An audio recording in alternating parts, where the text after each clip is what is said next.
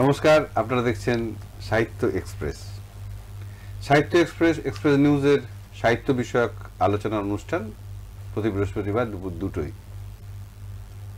আজকে সাহিত্য এক্সপ্রেসে আমার সঙ্গে বিশিষ্ট বাচিক শিল্পী উপস্থিত আছেন। পরিচয় করিয়ে দেওয়ার আগে আমি শুধু যারা অনুষ্ঠান দেখছেন তাদের উদ্দেশ্যে জানাই, আপনারা আমাদের সঙ্গেও সরাসরি স্টুডিওয় ফোন করে আমাদের অনুষ্ঠানে যোগদান করুন, আপনারা আলোচনায় অংশগ্রহণ করুন। স্টুডিও উপস্থিত আছেন ইন্দ্রাণী সিনহা। দিদি, আপনাকে অনেক অনেক স্বাগত সাহিত্য। নমস্কার দিদি, প্রথমেই বলি খুব সুন্দর লাগছে আপনাকে। ধন্যবাদ। কেমন লাগলো আজকে কেমন লাগছে দুপুরটা? ভীষণই ভালো, অন্যরকম একটা দুপুর। আর আমরা তো এই জগতের লোক, এইসব নিয়ে থাকতে ভালোবাসি। আবৃত্তি সবকিছুই বাচিক জগতের যা যা, শুধু বাচিক কেন, শিল্পের যা যা, গান, নাচ, হ্যাঁ, তার মধ্যে আবৃত্তি বা আমাদের যে কণ্ঠনাটক, সেগুলো সবই তো আমাদের ভীষণ ভালো লাগার একটা জায়গা। সেই হিসেবে ভীষণই ভালো লাগছে, খুব ভালো লাগছে এখানে আসতে পেরে। আপনাদের এই যে এই জড়িত হয় এই শিল্প সংস্কৃতির সঙ্গে, এটা একটু হ্যাটস অফ, কারণ সংসার সামলে সমস্ত কিছু সামলানোর পরে আরো যারা মায়েরা আছেন, যারা বাড়িতে সমস্ত সংসারের মধ্যেই সমস্ত জীবন দিয়ে দিয়েছেন, ওখান থেকে যদি একটু বের করে আনা যায় তাহলে একটু নতুন ভাবে বাঁচার রসদ পায়, তাই না? অবশ্যই অবশ্যই। সংসারের সমস্ত দায়িত্ব কর্তব্য, ছেলে মানুষ, স্বামী, সবকিছুই সবাইকে নিয়ে, সমাজকে নিয়ে চলা, বাড়ি পরিবারের আরো অনেককে নিয়ে, পরিবার তাদেরকে নিয়ে চলা, পরিবারের সকলকে নিয়ে যে চলা, তার সব বিপদে আপদে পাশে দাঁড়ানো, সবকিছু মিলিয়ে যে তারপরে শিল্পকে ভালোবাসাটা একটা অন্য, হ্যাঁ, ওইটা যেন একটা অক্সিজেনের মতো, যে ভীষণ একটা সবকিছুর পর যেন ওটা একটা নিজের জন্য সময়, নিজের ভালো লাগার। তাহলে এই মঞ্চ থেকে আমি সমস্ত মায়েদের যারা সংসার সামলে সবকিছু সামলে চলে আসুন এই জগতে, আর একটু বাঁচার রসদ পাওয়া যাবে। একদমই তাই। প্রথমে একটা কিছু শুনি, তবে আবার গল্প করব। ঠিক আছে।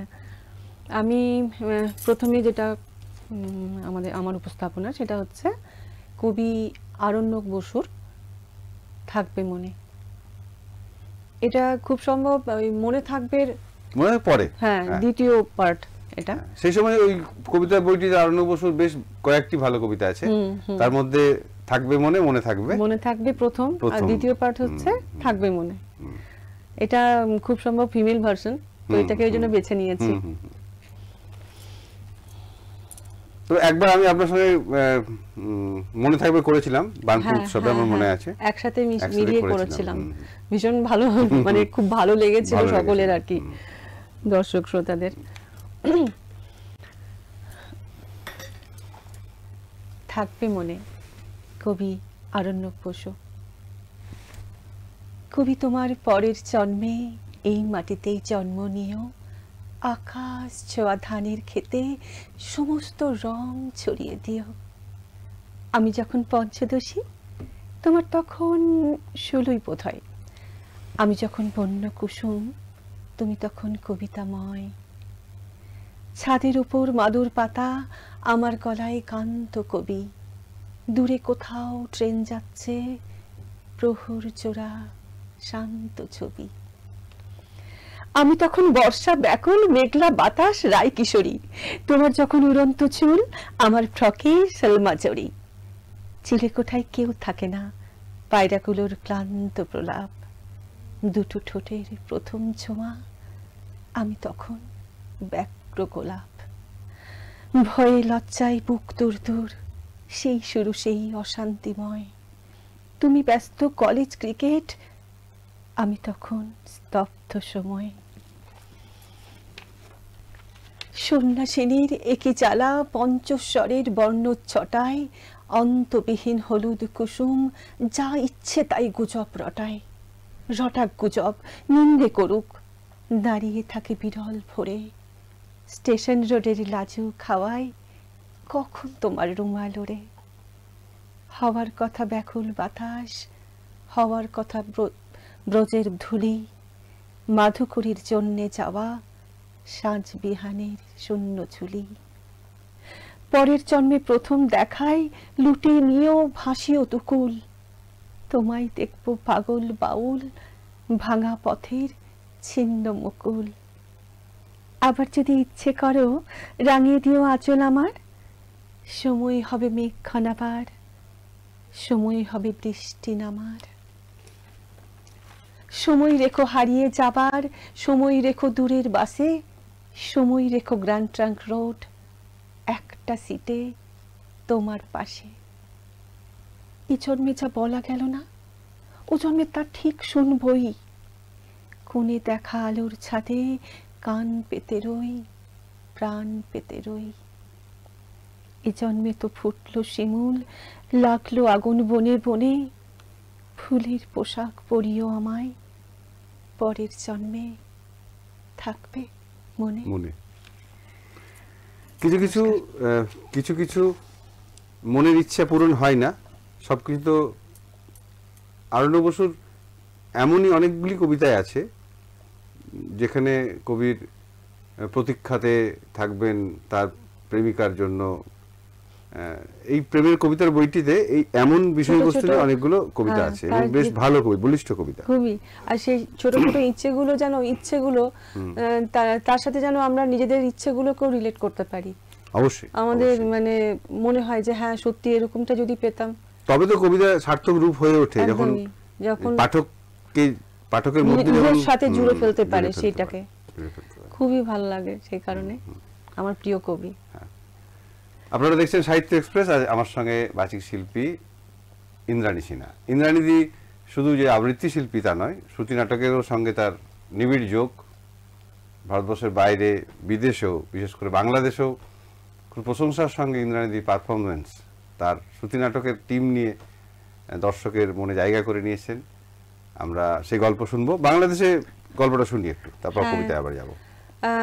বাংলাদেশে মুক্তাক্ষর গোষ্ঠী বলে একটি দল আমাদেরকে ডেকেছিলেন, মানে বিমল কর মহাশয়, উনি আমাদের ডেকেছিলেন। স্যার আমার কণ্ঠনাটকের স্যার শ্রী শুভাশিস ঘোষ ঠাকুর, ওনার আমাদের স্টুডিও এসেছেন আগে, হ্যাঁ এসেছেন। আর ওনার স্ত্রী, আমি এবং আমার হাজবেন্ড শ্রী দীপ্তিমান সিনহা, সবাই আমরা 4 জন মিলে গিয়েছিলাম এবং ভীষণ একটা সুন্দর অভিজ্ঞতা। আর মানে অনুষ্ঠানের সুন্দর অভিজ্ঞতার সাথে সাথে বাংলাদেশের মানুষদের মানে এত ভালো তাদের আন্তরিক ব্যবহার, তাদের আন্তরিকতাই সত্যি আমি মুগ্ধ। আমি ভাবতেও পারিনি এত অল্প দিনে, মানে কয়েক ঘন্টার পরিচয়ে তাদের যে আন্তরিকতা, তাদের ভালোবাসা সত্যি ভীষণ মন যেন ছুঁয়ে গেছিল। বাংলাদেশের আতিথেয়তা তো দেখার মতো, কারণ আমাদের চ্যানেলও বাংলাদেশে সম্প্রচারিত হয়। প্রচুর ছেলেরা আছে যারা এক্সপ্রেস নিউজের হয়ে ওখানে সংবাদ পরিবেশন করেন। আচ্ছা, আমি সত্যি মুগ্ধ। বাংলাদেশের আমি যতজন মানুষের সাথে মিশেছি তাদের আন্তরিকতায়, তাদের ব্যবহারে আমি সত্যি মুগ্ধ। আমি শুধু একা নয়, মানে আমার যারা যারা আমরা গিয়েছিলাম সবাই আমরা খুবই মুগ্ধ তাদের ব্যবহারে।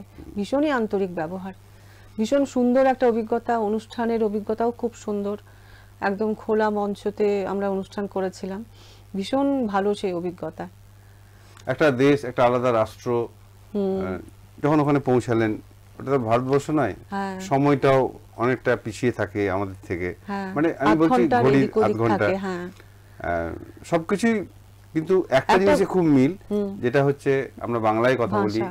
আমাদের রবীন্দ্রনাথ, নজরুল সমস্ত কিছু, তারাও মানে এই মানে আমাদের কবি একই কবিদের আমরা পূজা করি। সেই মিলটা তো আছেই, ভাষার মিল আছে। এবং সত্যি আন্তরিকতা, আমার সত্যি সেই অভিজ্ঞতা ভীষণ আমার কাছে মানে সুন্দর একটা স্মৃতি হয়ে রয়ে গেছে। মানে ভবিষ্যতে আবার যদি সুযোগ পাই আমি আবার বাংলাদেশ যেতে চাই। খুব ভালো লেগেছে। অবশ্যই অবশ্যই। এরপর একটা কিছু শুনি। হ্যাঁ, এরপর আমি কি এরপর একটা কণ্ঠ মানে একক গল্প পাঠ কিছু শোনাবো? হ্যাঁ, শুনি। ঠিক আছে।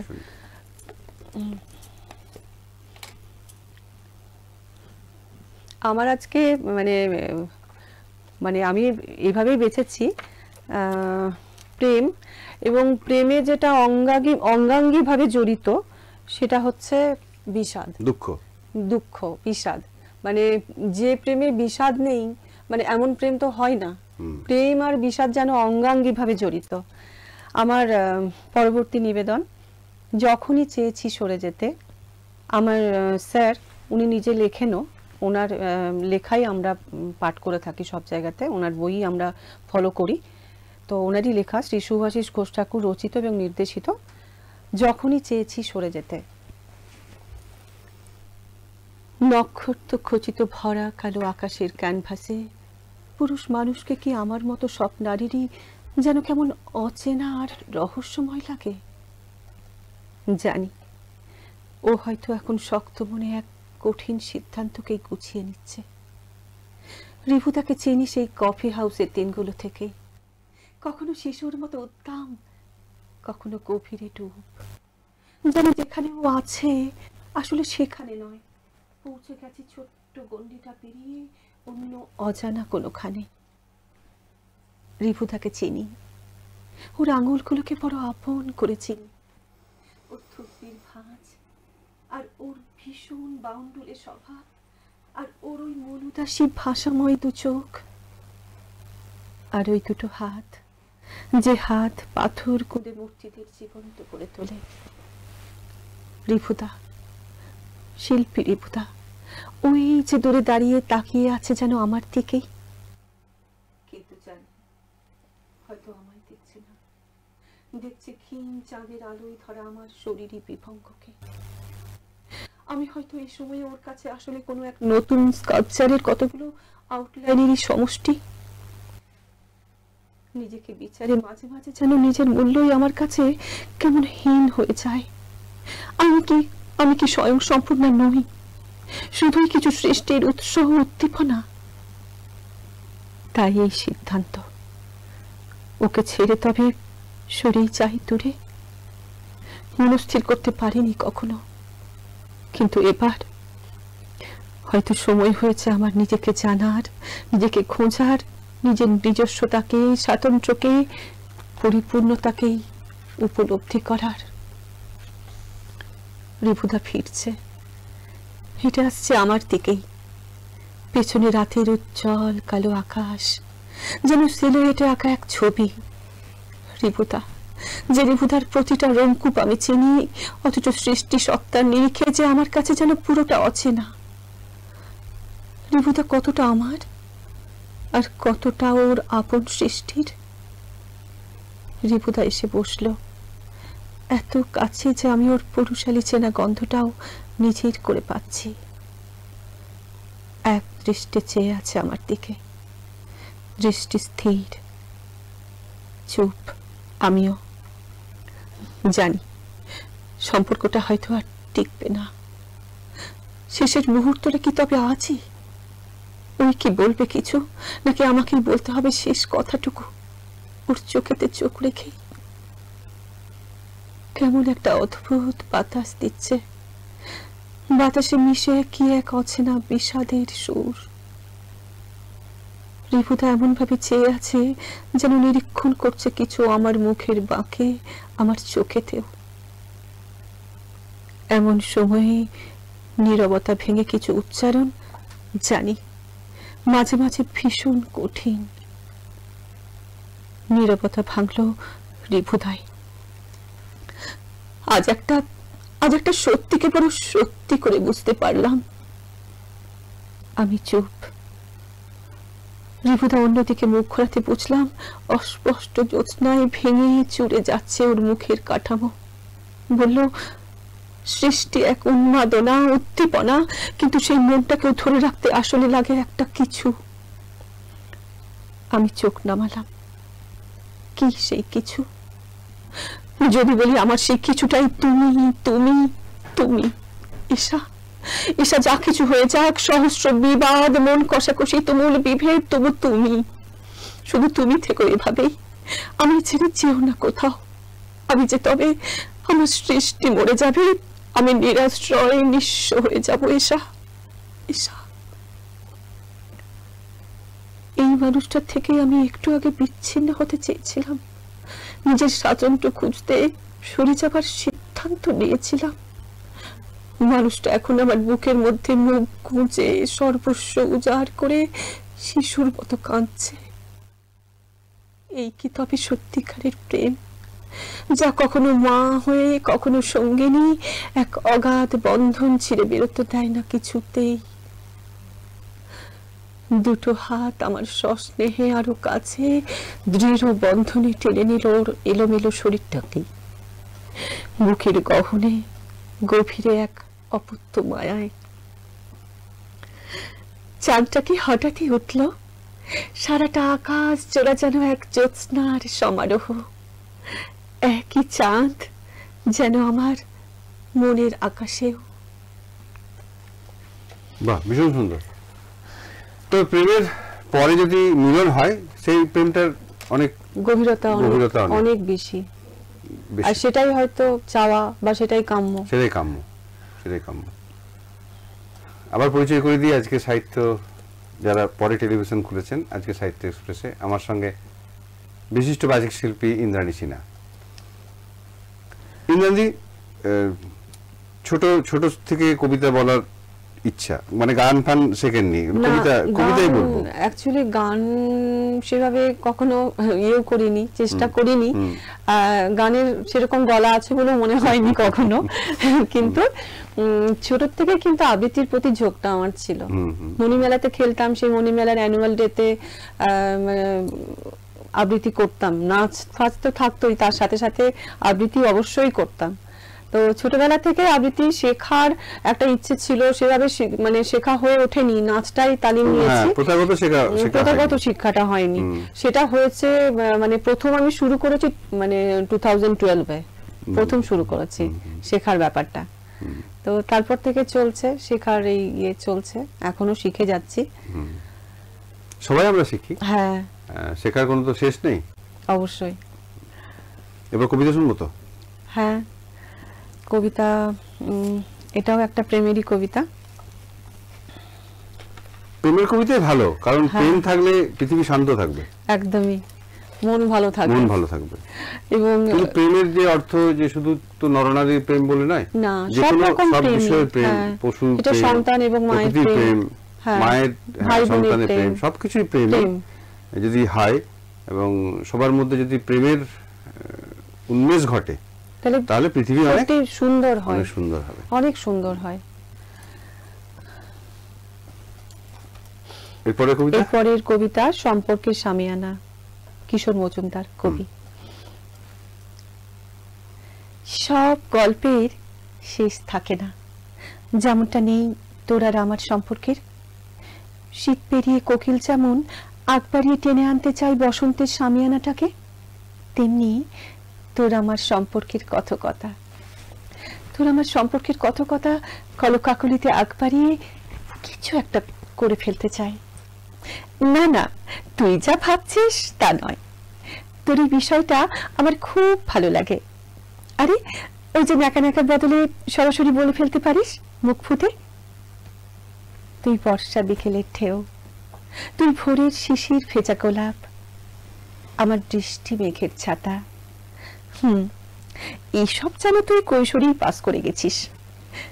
কত ঝগড়া, কত অমিল, বেমানান গৃহস্থালী কল্পনা, ফোন কেটে দিয়ে সুইচ অফ, সরিটুকু বলতে পাবার না পারার ইগো প্রবলেম, ছাড়াছাড়ি হবার দীর্ঘমেয়াদী অসহ্য কল্পনার ঊর্ধ্বে এখনো তোকে ভালোবাসি।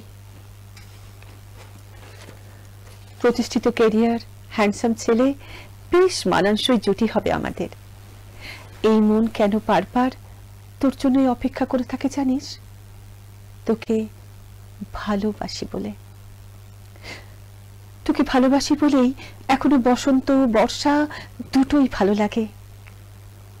তোর প্রিয় বর্ষা আর আমার প্রিয় বসন্তকে মিলিয়ে আজও পারি না কেন শিশির ভেজা শরৎ বানিয়ে তুলতে।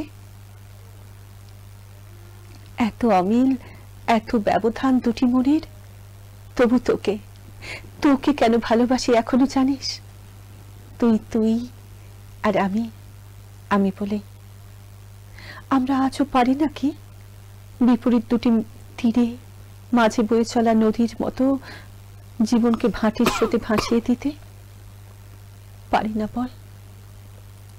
তোকে ভালোবাসি বলেই এখনো ভাবছি তোকে, তোকে ভালোবাসি বলেই এখনো সরি বলতে আটকায়। তুই আমার ভেতর করে উঁকি দিয়ে দেখ, সব কিছু রুটিন বাঁধা জীবনের আড়ালে রয়ে গেছে ফলগু স্রোত। সেখানে তোরই জন্য অনন্তকাল ভালোবাসার সীমাহীন কলতান। ভীষণ সুন্দর। আমার কবিতা গল্পে আসছি, ছোট্ট একটা বিজ্ঞাপনে বিরতি নিই, তারপর ফিরে আসছি সাহিত্য এক্সপ্রেসে, সঙ্গে শিল্পী ইন্দ্রাণী সিনহা। ফিরে এলাম বিজ্ঞাপনের বিরতির পর। আপনারা দেখছেন সাহিত্য এক্সপ্রেস, আর আমার সঙ্গে শিল্পী ইন্দ্রাণী সিনহা।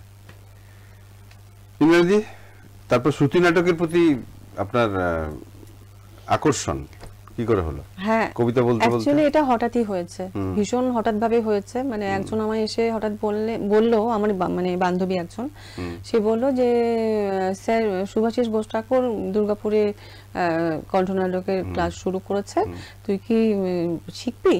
আমার কিন্তু সত্যি শ্রুতি নাটক বা কণ্ঠনাটক সম্বন্ধে খুব একটা ধারণা ছিল না। ছোটবেলায় যে রেডিওতে নাটক শুনতাম, মানে ওইটুকুই ছিল, সেটাও কেউ যে মানে সেটাকেই যে বলে কণ্ঠনাটক সেটাও অ্যাকচুয়ালি জানতাম না। কণ্ঠনাটক কথাটা কিন্তু সুভাষিস দাই নিয়ে এসেছে। হ্যাঁ হ্যাঁ হ্যাঁ, আগে শ্রুতি নাটক বলা হতো। ছাত্রী হিসেবে আমরা এখন এটাই বলে বলে অভ্যস্ত, সেজন্য বারবার ওটাই বেরিয়ে যাচ্ছে। তো ওনারই কথা এটা, কারণ আগে এটা শ্রুতি নাটক, উনি যুক্তি দিয়ে বুঝিয়েছেন শ্রুতি মানে তো শুনে শুনে, তো শ্রুতি নাটকটা সবাই দেখে দেখেই বলে। হ্যাঁ, দেখে দেখে বলে, সেটা শুনে মনে রাখার তো ব্যাপারটা নেই, যেটা শ্রুতির মানে প্রকৃত অর্থ। তো সেই হিসেবে নামটা ঠিক অতটা অ্যাপ্রোপ্রিয়েট নয়, মানে সেই কারণেই উনি কণ্ঠনাটক বলেন, আমরা ওনার ছাত্রী হিসেবে আমরা কণ্ঠনাটকই বলে থাকি। তো সেই মানে কোনো অভিজ্ঞতাই ছিল না, প্রথম ওনার কাছে আমার হাতে করি কণ্ঠনাটকে, হাতে করি, এবং ওনার সঙ্গে থেকে থেকে আমরা কবিতা শ্রুতি নাটকের প্রতি ভালোবাসা, আরেকটা প্রেম, একদমই কবিতার পরে শ্রুতি নাটকের সঙ্গে একদম একদম। এরপরে কি আমরা শ্রুতি নাটক শুনবো না কবিতা শুনবো? আমার আবৃত্তি মানে শেষ, এটা আবৃত্তিটা করছি আমি একদম শেষে, একক গল্প পাঠ, মানে ওনারই লেখা, মানে একক যেহেতু মানে একার জন্য তো এককটাই করতে হবে, না হলে কণ্ঠনাটকে অনেক চরিত্র থাকে, দুটো থাকে, তিনটে থাকে, বা একাধিক অনেক থাকে আর কি। তো এখানে যেহেতু আমি একা, সেহেতু আমাকে একক গল্প পাঠ। নাটকের যিনি মানে কি বলবো, মেন যার কথা একবার এক বাক্যে আমরা বলি, শ্রুতি নাটক বললে জগন্নাথ বসু, সেখানে আমরা শ্রুতি নাটক শুনেছি ওনাদের কণ্ঠে, অনেকগুলো চরিত্র, তারা দুজন মিলে কিন্তু অনেকগুলো চরিত্র করতেন। হ্যাঁ, সেটাও করা যায়, সেটাও আমরা করেছি, যে একাধিক চরিত্র করতে হয়েছে অনেক সময়। মানে আসলে মানে স্যারও এটা করেছেন, একাধিক চরিত্র করেছেন, তো করা যায় এটা, তবে সেই এটা রাখতে হবে, মানে পরপর পরপর দুটো চরিত্র পাশাপাশি করার মধ্যে একটু তো কঠিন ব্যাপার, তার অনেক অনুশীলন দরকার, সেরকম না থাকলে হবে না। যাই হোক, তো এখন যেহেতু আমি একা, সেহেতু একক গল্প পাঠটাই আমায় করতে হচ্ছে, সেটাও ওনারই লেখা, সেটা আমার শেষ নিবেদন হবে। আমি আমার শেষ আবৃত্তি কবিতা মন ভালো নেই, কবি মহাদেব সাহা।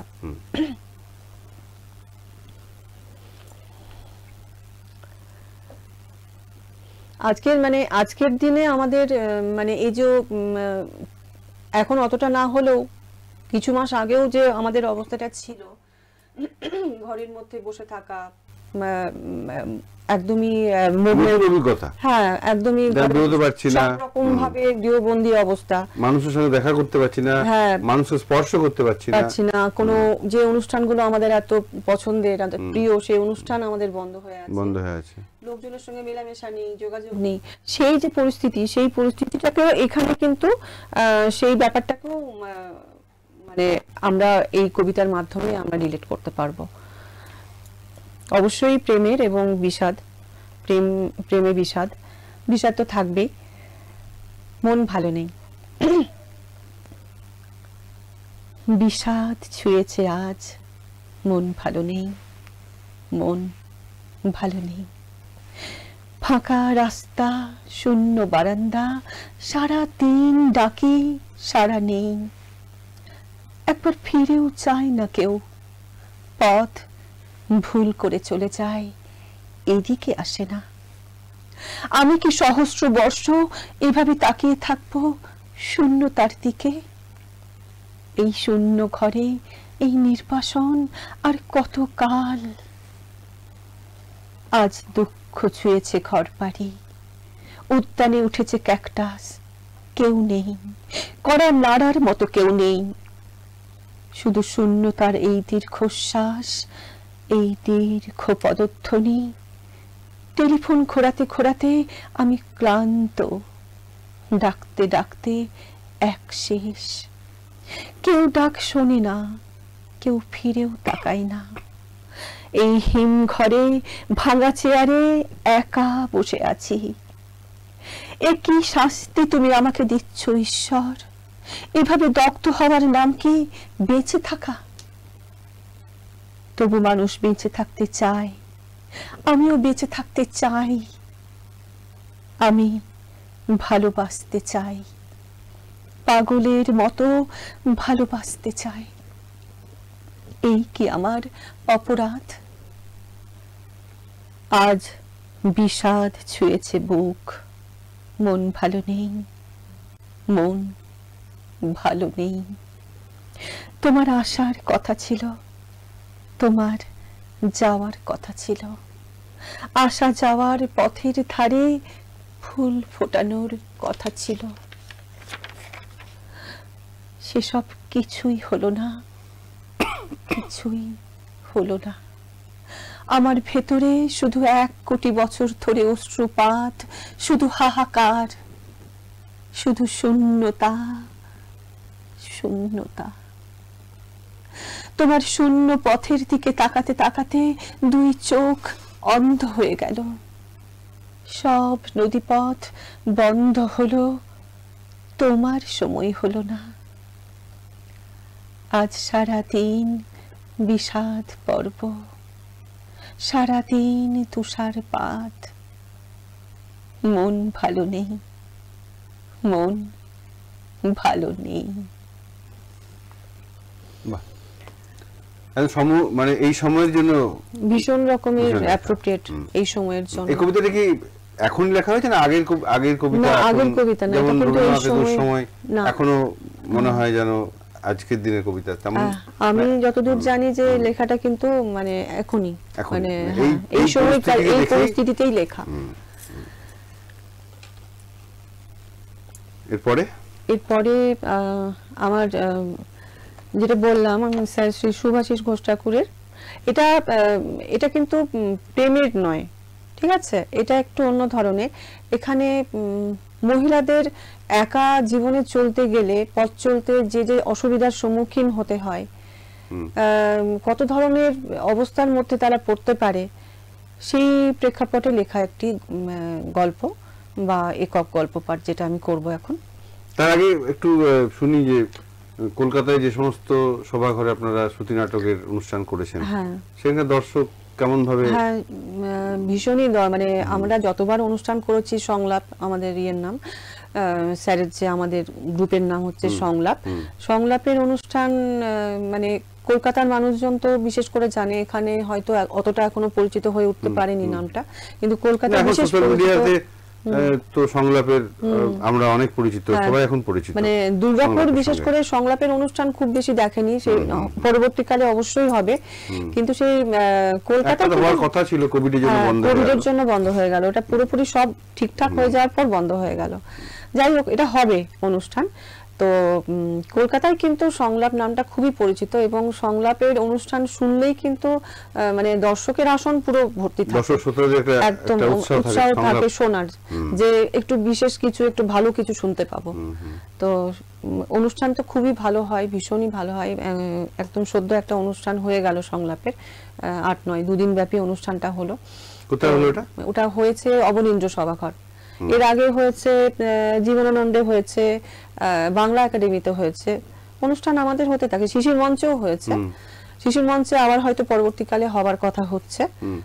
তো অনুষ্ঠান বিভিন্ন হলে হয়ে থাকে, এবং যখন হয় পুরো দর্শক আসন পুরো ভর্তি থাকে, এবং সবাই বেশ, মানে অনুষ্ঠানটা শেষ হওয়ার পর মানে তারা বেশ একটা কিছু শুনলাম, পেলাম, একটা মেসেজ পেলাম, একটা বার্তা পেলাম, সবকিছুর মধ্যে, এবং সমাজকে একটা তো মেসেজ বার্তা অবশ্যই দিতে হয়, সেগুলোও থাকে নাটকের মধ্যে। তো সবার একটা ভালো লাগা, একটা মুগ্ধতা কাজ করে, তো সেটা একটা আমাদের ভালো লাগে, পাওনা একটা বিশেষ। এরপরটা শুনি। হ্যাঁ,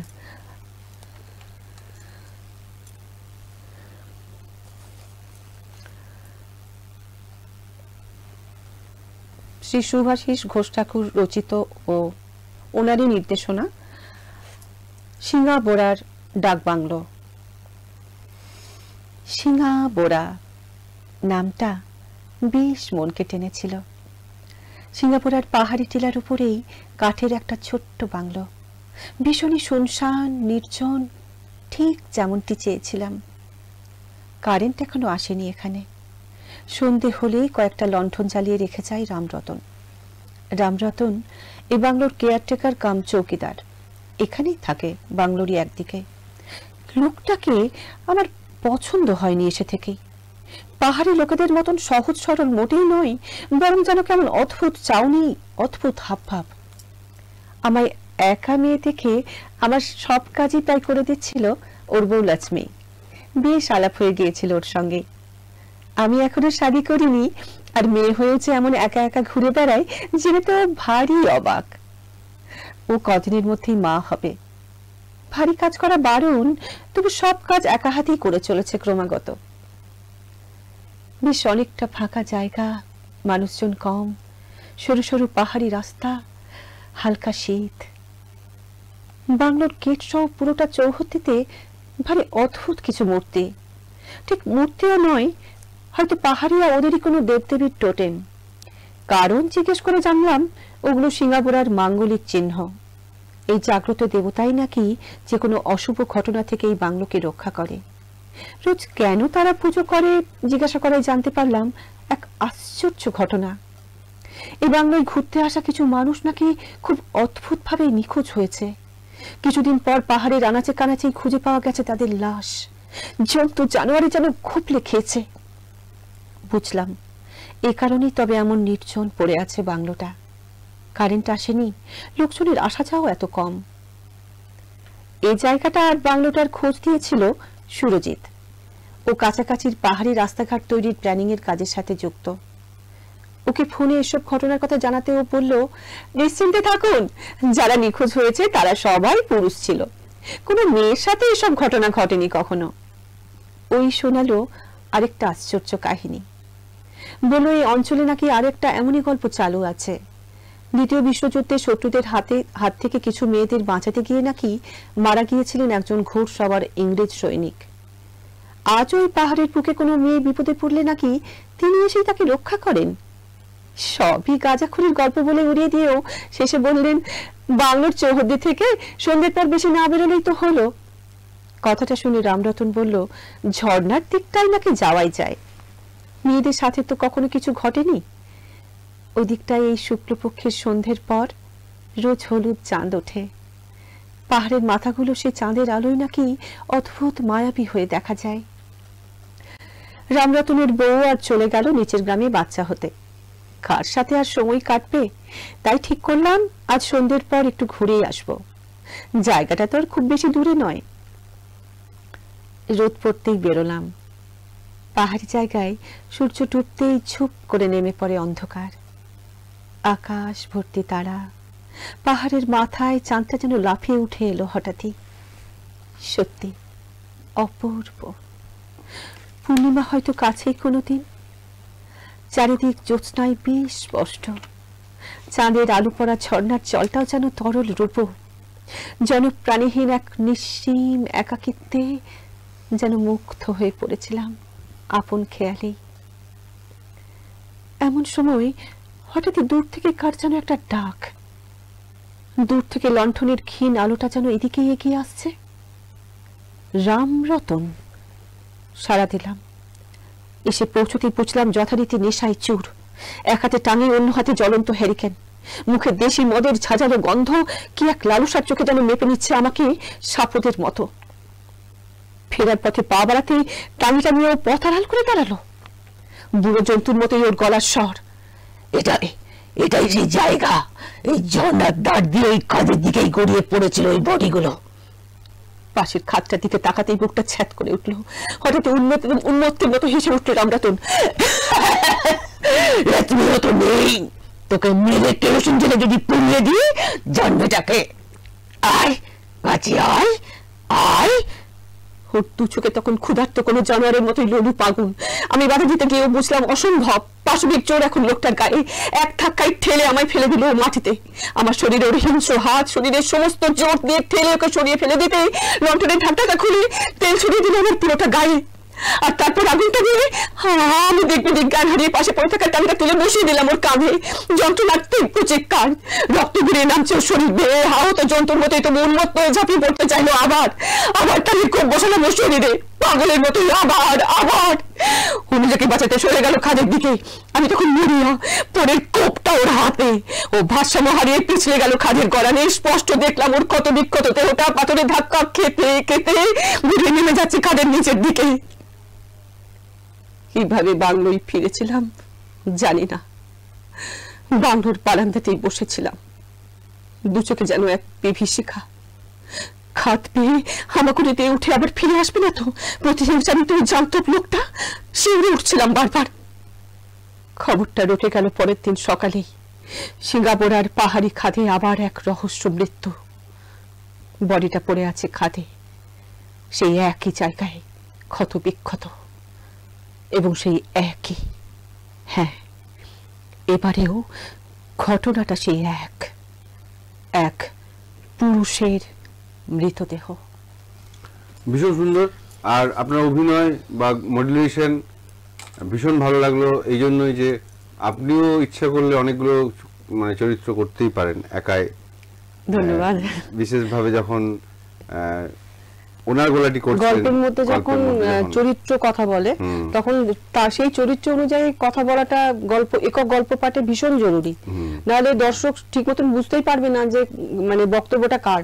তো সেই হিসেবে গলার চেঞ্জ তো অবশ্যই জরুরি ভীষণ। আর সেই মতন ভাবে আমাদের শেখান স্যার। তো আমাদের একটা নাটক মনে পড়ে গেল যেটির নাম নানা রঙের দিনগুলি। ওটি অভিনয় করেছিলেন অজিতেশ বন্দ্যোপাধ্যায়, এককভাবে করেছিলেন। প্রায় 30 মিনিটের একক অভিনয়। অসাধারণ নাট্য ব্যক্তিত্ব অজিতেশ বন্দ্যোপাধ্যায়, নিশ্চয়ই নাম শুনেছেন। অবশ্যই। ভীষণ ভালো লাগলো। এখনো তো বেশ কিছু সময় আছে, এরপর কি শুনবো? বললে আরেকটি আমি একক শোনাতে পারি। দেখতে হবে। তাহলে একটা প্রেমের চিঠি দিয়ে শেষ হোক আজকের অনুষ্ঠান। তাই ঠিক আছে। এটা মানে এই এককটিতে প্রথমে প্রেমিকার চিঠি এবং তারপরে প্রেমিকের চিঠি আছে। তো প্রেমিকের চিঠির জায়গা তো আমি পড়তে পারবো না, তো প্রেমিকার চিঠি যেটা সেটা আমি পড়ে শোনাচ্ছি। একদম শুনি। এটাও স্যার শ্রী সুভাষিস ঘোষ ঠাকুর ওনার লেখা। আমার প্রিয়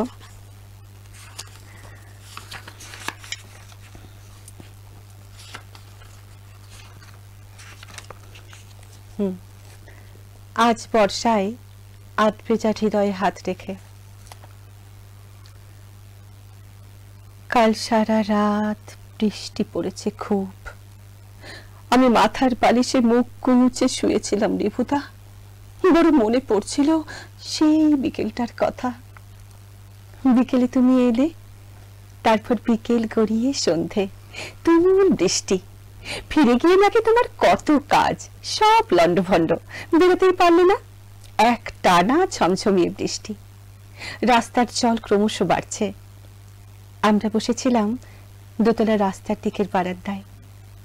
তুমি চা শেষ করে একটা সিগারেট ধরালে, পরেছিলে সেই হলুদ পাঞ্জাবিটা। বেতের চেয়ারটায় আয়েসে বসেও বেরোতে না পারার জন্য খানিক উত্তেজনা। আমি চেয়ারের পেছনে দাঁড়িয়ে, তোমার দু কাঁধ জড়িয়ে আমার হাত, অল্প হাতটু বেজা পাঞ্জাবি, সিগারেটের গন্ধ, সব ছাপিয়ে অদ্ভুত চেনা তোমার সেই পুরুষালী গন্ধটা। সামনের তারে একটা দোয়েল পাখি। ও পাখিটা বারবার এসে বসে ওখানেই, একা একাই বসে ভিজছিল। ওকে দেখেই হয়তো আমাদের স্বাদ হলো। ছাদে গিয়ে দারুণ ভিজলাম দুজনে। আমার শাড়ি আর তোমার পাঞ্জাবি শরীরে জড়িয়ে আঁটো সাঁটো। চিলেকোঠার ঘরটা সেই দিন তারপরের সব ঘটনার সাক্ষী হয়েছিল। মন কেমন করছে রেবুদা, বড় মন কেমন করছে। এখন বর্ষা, এই বর্ষা বৃথা না নষ্ট হয়ে যায়। তুমি আসবে তো? এতটা দূরে যে হঠাৎ কেন চলে গেছো ভাল লাগে না। বিশেষত এই বৃষ্টির দিনগুলোই বড় একা লাগে, মন কেমন করে। বলেছিলে হোয়াটসঅ্যাপ নয়, একটা চিঠি লিখতে, লিখলাম। কথা দিয়েছিলে চিঠি পেলে তার উত্তরও দেবে। অপেক্ষায় রইলাম, কিন্তু তোমার পুরোটা তোমার এশা। ভীষণ সুন্দর। আজকে সময় একদম শেষ। অনেক অনেক ধন্যবাদ আপনাকে। হ্যাঁ, আর সাহিত্য আপনাকেও এক্সপ্রেসে- অনেক অনেক ধন্যবাদ আমাকে এখানে ডেকে আনার জন্য। ভীষণ ভীষণ ভালো লাগছে। অসংখ্য ধন্যবাদ। খুব ভালো থাকবেন। সমস্ত ধন্যবাদ প্রাপ্য এক্সপ্রেস নিউজকে, কারণ এরকম একটি মঞ্চ আমাদের দিয়েছেন বলে আমরা অবশ্যই এই অনুষ্ঠানগুলি করতে পারছি। অবশ্যই। আজকের সাহিত্য এক্সপ্রেস এখানেই শেষ করছি। আগামী বৃহস্পতিবার আবার দেখা হবে দুপুর 2টোয়, অন্য কোনো অতিথি, অন্য কোনো বিষয় নিয়ে। সবাই খুব ভালো থাকবেন আর দেখতে থাকবেন এক্সপ্রেস নিউজ। নমস্কার।